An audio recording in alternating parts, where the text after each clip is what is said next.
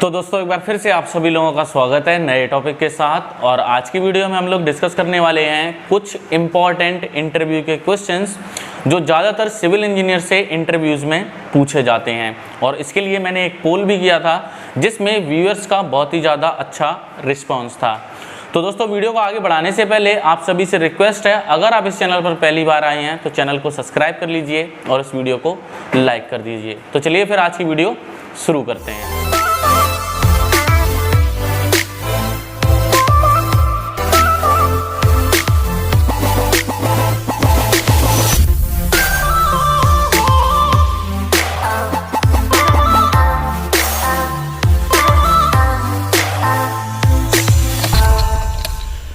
तो दोस्तों आज की वीडियो का सबसे पहला सवाल है कि रेनफोर्समेंट स्टील में इलोंगेशन क्या होती है, या फिर इलोंगेशन का रेनफोर्समेंट स्टील के लिए क्या एक इम्पॉर्टेंट रोल है। तो कुछ इस तरीके से इस टॉपिक से रिलेटेड आपसे क्वेश्चन पूछा जा सकता है, तो इसको बहुत ही आसान सी भाषा में आपको समझना है और बताना है। अब देखिए, कभी भी आपकी जो एक बिल्डिंग होती है, जैसे कि हमारी एक बिल्डिंग है और ये हमारा एक नेचुरल ग्राउंड है यानी कि अर्थ लेवल है, तो कभी भी अगर इसमें भूकंप आएगा तो उसकी मूवमेंट या तो इस डायरेक्शन में होगी या तो इस डायरेक्शन में होगी। तो उससे क्या होगा, ये जो आपकी बिल्डिंग बनी हुई है तो इस पे जो लोड होगा तो वो कुछ इस डायरेक्शन में जाएगी, यानी कि ये जो आप डायगोनल शेप में देख रहे हैं और ये वाली शेप में देख रहे हैं तो इस तरफ जाएगी।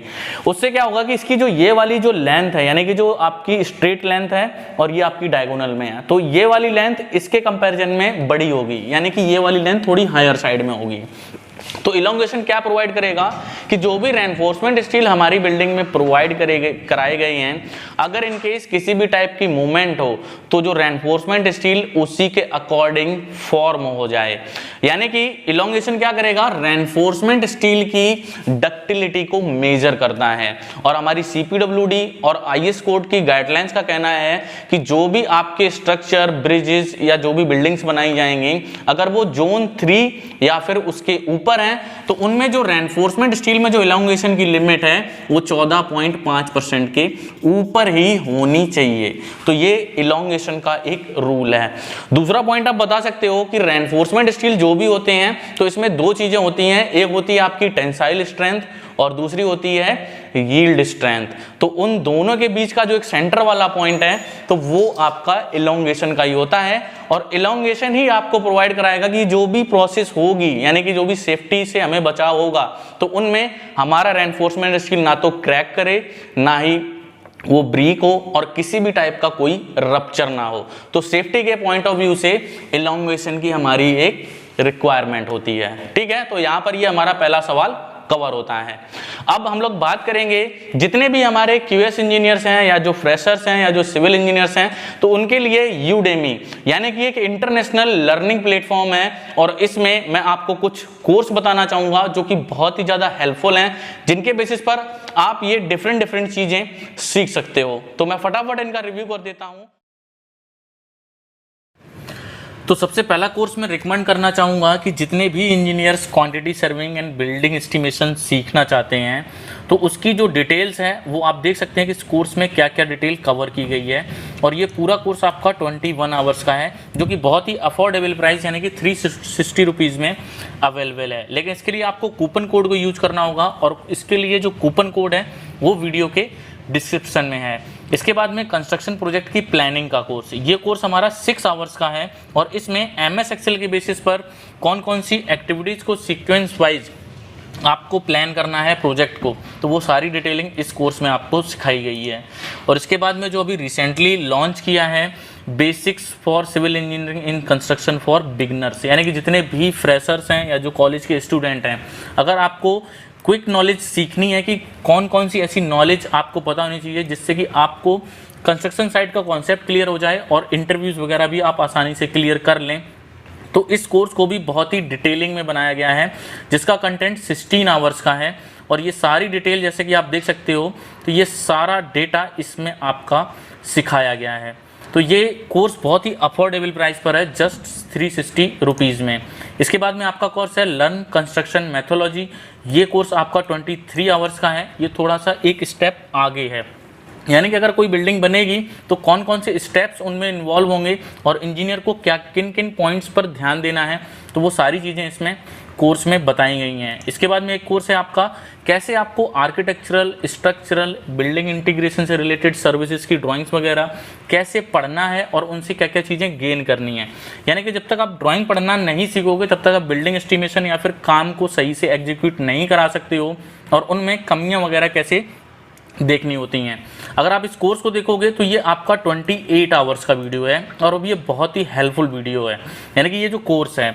इसके बाद में एक और जो कोर्स है ETABS learning for building analysis design and AutoCAD detailing, यानी कि जब किसी भी बिल्डिंग को डिज़ाइन किया जाता है, चाहे उसकी स्ट्रक्चरल डिजाइनिंग हो या फिर आर्किटेक्चरल की ड्राइंग के साथ कोऑर्डिनेशन हो, तो वो सारा चीज़ें हमें इस वाले कोर्स में कवर की गई हैं और ये कोर्स हमारा 20 आवर्स का है और इसकी डिटेलिंग को आप यहाँ पर देख सकते हो और क्या क्या चीज़ें इसमें कवर की गई हैं वो भी आप यहाँ से देख सकते हो। अब जितने भी कोर्सेज हमने यहाँ पर रिव्यू किए तो इनके जो डेमो वीडियो हैं वो आपको यहाँ पर फ्री में देखने को मिलेंगे और इनके जो अफोर्डेबल प्राइस हैं ये जस्ट 360 रुपीज़ का है। तो दोस्तों आज की वीडियो का दूसरा सवाल है why we use granular aggregate in concrete, यानी कि साइट पर कभी भी कॉन्क्रीट प्रोड्यूस की जाती है जिसमें हमारा 10 mm या फिर 20 mm एग्रीगेट यूज होता है और वो हमारे सारे ग्रेनुलर शेप में होते हैं, यानी कि अनइवन शेप में होते हैं। हम क्यों क्यूबिकल शेप, सिलेंड्रिकल शेप या फिर अदर शेप्स को हम क्यों नहीं यूज कर सकते हैं, तो इसके पीछे का टेक्निकल रीजन क्या है। यहां बात हो रही है टेक्निकल पॉइंट की। अब आपको भी पता है कि जो कंक्रीट में जो स्ट्रेंथ का जो मेन फैक्टर है वो एग्रीगेट से ही आता है। अब इसका जो रीजन है मेन आपको ऐसे अंडरस्टैंड करना होगा कि जो आपकी जो कंक्रीट में जो पेस्ट है यानी कि जो सीमेंट है एक लिक्विड फॉर्म में है, उससे क्या हो रहा है आपके जो भी एग्रीगेट्स उसमें प्रोवाइड करे गए हैं तो उनमें एक टाइप से वो पेंट हो रहा है। यानी कि अगर मैं इस पीस को एक ऐसे ले लेता हूं, अगर उसमें चारों तरफ पेंट करूंगा तो ग्रेनुलर वाले केस में मुझे सरफेस एरिया सबसे ज्यादा मिलेगा। अगर मैं मान लेता हूं क्यूबिकल शेप का अगर सरफेस एरिया निकालूं, यानी कि ये वाला सरफेस ये सारा, और इसी को अगर मैं ग्रेनुलर के बेस पे इसको कट कर दूं, यानी कुछ शेप्स को मैं ऐसे काट दूं, कुछ ऐसे काट दूं, कुछ इस तरीके से काट दूं या ऐसे काट दूं, तो इसमें क्या होगा, इसमें जो सरफेस एरिया है वो ज्यादा हो जाएगा और उसके बेसिस पर क्या होगा, जो उसकी जो बॉन्डिंग की स्ट्रेंथ है वो ज्यादा हो जाएगी। अब नेचुरल केसेस में, जो एक कॉमन केसेस में अगर आप इस चीज को समझोगे, यानी कि जब आप कभी भी किसी भी स्टोन को तोड़ोगे तो वो आपका इन्हीं शेप्स में टूटता है, लेकिन टेक्निकल रीजन हमारा यही होता है कि जो सीमेंट के पेस्ट की जो कवरेज है वो ग्रेनुलर में ज्यादा होती है कंपैरिजन टू अदर शेप्स, तो इसलिए हमें ग्रेनुलर एग्रीगेट को कंक्रीट में यूज करना होता है। आज की वीडियो का तीसरा सवाल है फ्लोटिंग कोट ऑफ सीमेंट और नीट सीमेंट पनिंग में क्या डिफरेंस है। ये दोनों ही आइटम आपके किसी भी सरफेस में प्लास्टर करना हो तो उसके बाद ही यूज होते हैं, दोनों में डिफरेंस क्या है। अब देखिए फ्लोटिंग कोट ऑफ सीमेंट मैं डिफरेंस बता रहा हूं, ये प्लास्टर में ही यूज होगा, बट इसमें जो डिफरेंस होगा वो सीमेंट की क्वांटिटी का, यानी कि कितनी क्वांटिटी हमें प्रोवाइड करानी है। जहां पर फ्लोटिंग कोट ऑफ सीमेंट की जो रेंज है वो 1 kg पर स्क्वायर मीटर से स्टार्ट होकर और CPWD की गाइडलाइन में जो मैक्सिमम है वो 2.2 kg पर स्क्वायर मीटर तक जाती है। वहीं अगर आप बात करोगे नीट सीमेंट पनिंग की, वहां पर इसकी जो कंजम्पशन है वो 4.4 kg पर स्क्वायर मीटर तक जाती है। अब दोनों चीजें होती कहाँ हैं, देखिए कभी भी आप प्लास्टर की आइटम को BOQ में पढ़ोगे तो उसमें ज्यादातर केस में लिखा होगा कि finish with floating coat of cement, और उसमें ये जो भी कवरेज होगी सीमेंट की वो उसमें लिखी होगी। लेकिन जितने भी आपके वाटर से रिलेटेड एरियाज होंगे जहां पर पानी का जो फ्लो वगैरह अगर बहना है, जैसे आपके सीवर के मैनहोल्स हो गए, स्टॉर्म वाटर के मैनहोल हो गए, उनके कैच बेसिन के चैम्बर हो गए, ड्रेन हो गई, तो वहां पर आपकी नीट सीमेंट पनिंग होती है जिसकी कवरेज 4.4 kg के आसपास है। तो ये एक बहुत छोटा सा पॉइंट है, लेकिन बहुत सारे इंजीनियर्स को ये चीजें क्लियर नहीं होती हैं, तो मैंने एक डिफरेंस बताया है कि दोनों का डिफरेंस है वो सीमेंट के कंजम्पशन की क्वांटिटी के बेसिस पर है, और कौन सी एप्लीकेशन कहां पर करनी है तो वो भी मैंने आपको बता दी। ठीक है, तो ये पॉइंट भी हमारा यहाँ से कवर होता है। अब चलते हैं अगले क्वेश्चन की तरफ। दोस्तों इसके बाद में हमारा अगला सवाल है कि जब कभी आप रोड पर काम करा रहे हैं या फिर आप मिट्टी की फिलिंग कर रहे हैं, तो सबसे पहले एक पॉइंट ले लेंगे। सबसे पहले मैं सॉइल को ले लेता हूँ, उसके बाद में हम WBM को ले लेते हैं। सपोज आपको 200 mm की या फिर मान लीजिए 500 mm या फिर 1000 mm की डेप्थ की फिलिंग करनी है, और आपको जो लेयर बाई लेयर फिलिंग करनी है वो कितनी करनी है, 200 mm की करनी है। तो आप साइड पर कितने mm की लेयर डालोगे जो कॉम्पैक्ट होने के बाद में, यानी कि रोलर चलने के बाद में पानी वगैरह डालने के बाद जब उसका कंसोलिडेशन और कॉम्पैक्शन हो जाए तो वो आपको आपकी थिकनेस की रिक्वायरमेंट में मिल जाए। एक एग्जाम्पल ले रहा हूँ मैं, 200 mm की जो लेयर है तो कितने एक्स्ट्रा, तो इसमें आपको 20% ऐड करके चलना पड़ेगा जब आप उसका जो वॉल्यूम है गाड़ी के थ्रू कैलकुलेट करोगे, जो भी आपकी गाड़ियां आती हैं। तो आपकी लेयर कितनी हो जाएगी, इसमें 240 mm की लेयर आपको डालनी पड़ेगी। ठीक है, तो ये हो गया अर्थ के लिए। अब बात करते हैं WBM की, यानी कि जो आपके एग्रीगेट आते हैं जैसे कि 25, 43, 63, ये अलग अलग हैं आपके 65 से 95, ये जो एग्रीगेट है आपके रोड्स में। तो इसकी भी लेयर अगर मान लीजिए हमारी ड्राइंग में 150 mm या 200 mm की दो लेयर दे दी जाए, जैसे सपोज आपकी 200 mm की एक लेयर दे दी बॉटम में और 150 mm की एक लेयर और दे दी, तो इसमें भी आपको क्या करना पड़ेगा, एग्रीगेट को बिछाना पड़ेगा, जो कि क्या होता है, लूज होता है। तो इसमें भी आप कितना परसेंटेज एक्स्ट्रा लेके चलोगे कि जब वो एग्रीगेट किसी भी वाइब्रेटरी रोलर से या फिर एक नॉर्मल रोलर से जब वो कॉम्पैक्ट किया जाए तो जो भी हमारी थिकनेस है ड्राइंग में वो अचीव हो जाए। तो इसके लिए भी आपको सेम कैलकुलेशन लेके चलनी होती है, 20% आपको एक्स्ट्रा लेके चलना पड़ेगा। यानी कि अगर मैं 200 mm की लेयर बिछाऊंगा WBM या जो भी हमारे ये एग्रीगेट्स हैं जो बेलास्ट हैं, तो इसके लिए भी आपको 240 mm की लेयर लेके चलनी पड़ेगी। अब आप कहोगे इसका रेफरेंस कहाँ से लिया हुआ है, आप कभी भी CPWD का जो DAR है अगर आप उसमें जाकर इसके रेट एनालिसिस को चेक करोगे तो जो भी लेयर्स के बेसिस पर वॉल्यूम कैलकुलेट कर रहा है तो मटेरियल में उसने 20% एक्स्ट्रा वॉल्यूम कैलकुलेट किया हुआ है। ठीक है, तो ये भी एक इंपॉर्टेंट क्वेश्चन है जो ज्यादातर सिविल इंजीनियर से इंटरव्यू में पूछा जाता है। तो चलिए हम चलते हैं अगले क्वेश्चन की तरफ। इसके बाद में अगला सवाल है व्हाट इज IPS फ्लोरिंग, यानी कि IPS फ्लोरिंग क्या होती है, ये कहां पर की जाती है और किस पर्पज के लिए की जाती है, या फिर इसकी थिकनेस कितनी होती है, कंक्रीट का ग्रेड कितना होता है। तो ऐसे सवाल आपसे IPS फ्लोरिंग से रिलेटेड पूछे जा सकते हैं। तो IPS फ्लोरिंग को हम लोग बोलते हैं इंडियन पेटेंट स्टोन फ्लोरिंग, यानी कि आप देख सकते हैं, और ये बहुत ही कॉमन फ्लोरिंग है जो ज़्यादातर यानी कि बहुत पुराने टाइम से ज़्यादातर प्रोजेक्ट्स में की जाती है।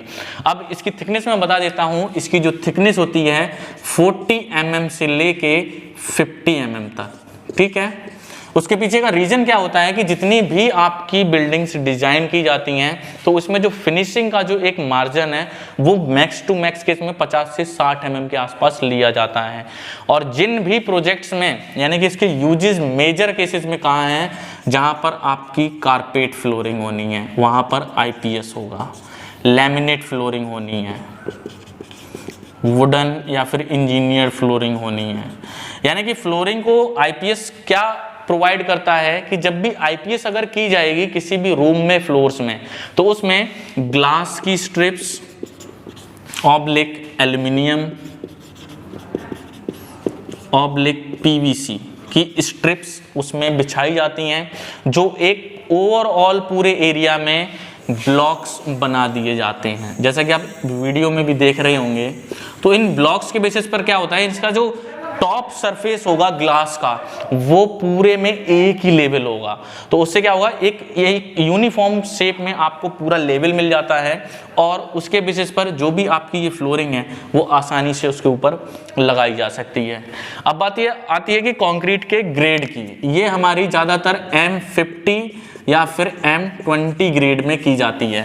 उसके पीछे का रीजन ये भी होता है कि ज़्यादातर अगर आप ग्राउंड फ्लोर में एरिया में यानी कि जो अर्थ से कांटेक्ट एरिया है उसके नीचे अगर PCC वगैरह की हुई है तो अगर आपकी PCC होती है M7.5 के ग्रेड की, तो जो आपकी टर्माइट है यानी कि जो टर्माइट जिसको हम लोग एंटी टर्माइट ट्रीटमेंट भी करते हैं तो वो क्या करती है कि M50 या फिर उससे ऊपर के ग्रेड की कंक्रीट को पेनिट्रेट नहीं कर पाती है।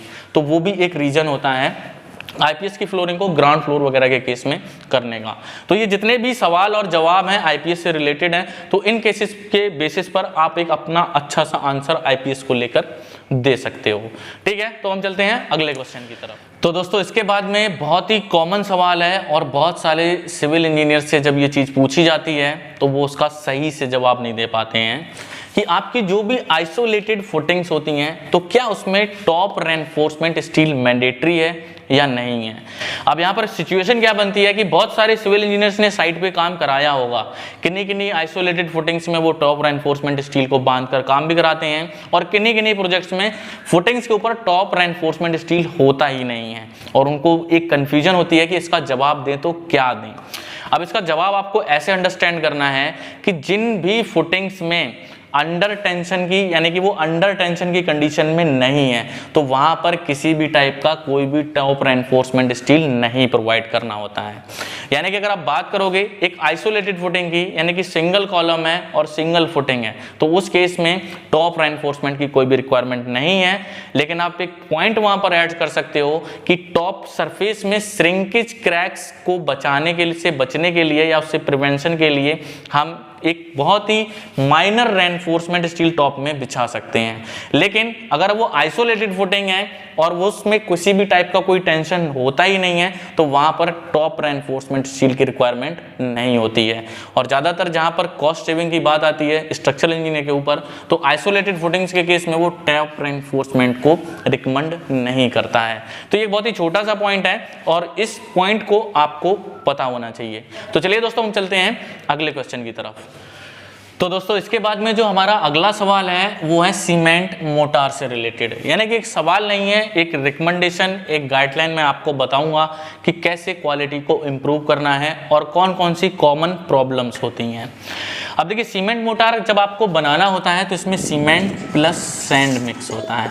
ठीक है, अब बहुत सारे केसेस में आप कभी नोटिस करना साइट पर ज़्यादातर जो इंजीनियर्स होते हैं ये मसाला वगैरह बनाने का जो भी काम है ये फोरमैन सुपरवाइजर या मिस्त्री पे ही छोड़ देते हैं। तो उसमें क्या होता है कि एक लमसम बेसिस पर जो क्वांटिटी है तो वो ज़्यादा क्वांटिटी जैसे बना लेते हैं। ठीक है, अब ज़्यादा क्वांटिटी बनाना कोई बुरी बात नहीं है, यानी कि कोई रिक्वायरमेंट कितनी है वो आप एजम्पशन बेसिस पर ही कैलकुलेट करेंगे।